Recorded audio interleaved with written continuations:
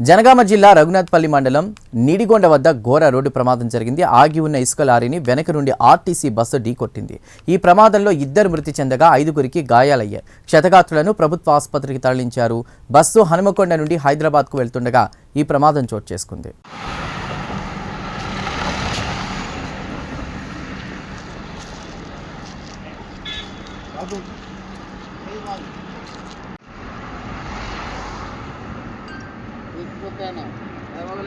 పోతుంది కదా అనుకున్నట్టు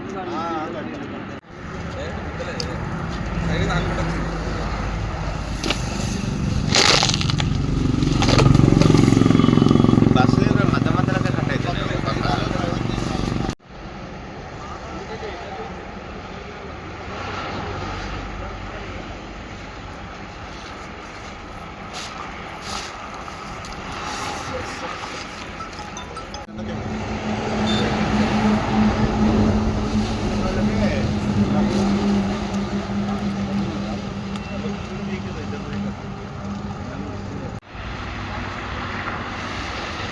మన కృష్ణమూర్తి మాట్లాడించు.